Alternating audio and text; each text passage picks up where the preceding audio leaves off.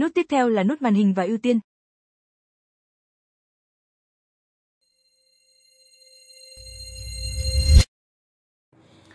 دکمه بعدی دکمه مانیتور و پریفرنسز هست. Trong phần màn hình, thực chất đây là trang liên quan đến phần giám sát của chúng ta. در حقیقت این صفحه‌ای هست که مربوط میشه به این قسمت مانیتورینگ. Tại đây, chúng ta có thể xác định rằng nguồn solo của tôi là pre hay post. اینجا که در حقیقت سورس های سولو هامون پری باشه یا پست باشه. Hoặc có thể sử dụng nguồn âm thanh stereo hay mono trong tai nghe của tôi. Và thậm chí có thể hiển thị đồ họa để biết fader màn hình nào thực sự đang hoạt động ở đây.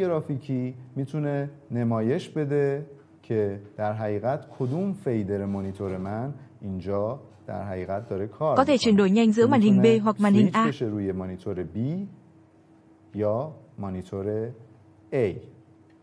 Khi bấm nút này một lần nữa, chúng ta sẽ vào trang ưu tiên và phần tiếp theo. وارد صفحه preferences و قسمت بعدی Khi vào trang ưu tiên, chúng ta sẽ có nhiều trang khác nhau trong trang này.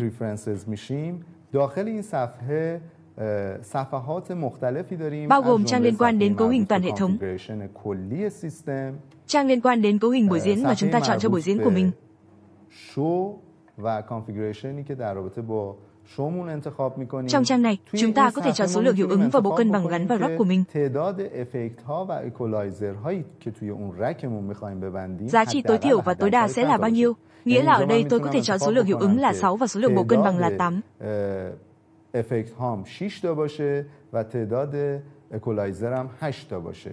Và nếu khi tôi chuyển sang trang liên quan đến hiệu ứng và bộ cân bằng, bạn sẽ thấy số lượng hiệu ứng là 6. Đã được nâng lên thành 6. Và ở trang tiếp theo, không còn gì từ rack số 2 của bộ chỉnh âm đồ họa nữa. Nói cách khác, càng ít hiệu ứng hơn.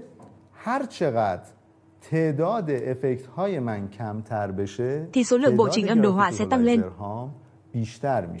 Và thực tế điều này liên quan đến mức xử lý của CPU trên hệ thống trung tâm Pro One.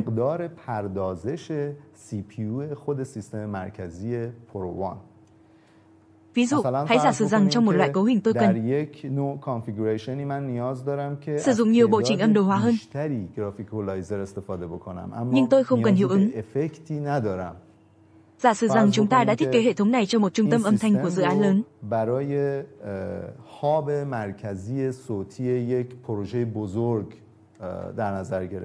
Và hệ thống này dự kiến sẽ được lắp đặt ở đó. Vì vậy, có nhiều đầu ra.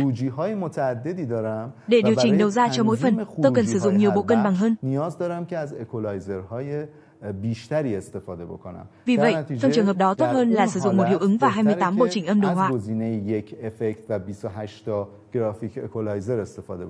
Và khi tôi xem xét phần rack hiệu ứng, như bạn thấy, tôi không thể có nhiều hơn một hiệu ứng trong rack của mình. Và khi tôi vào tùy chọn bộ cân bằng, bạn có thể thấy số lượng rack bộ cân bằng của tôi đã đạt đến 4 cái. Tôi có thể có đến 28 bộ chỉnh âm đồ họa.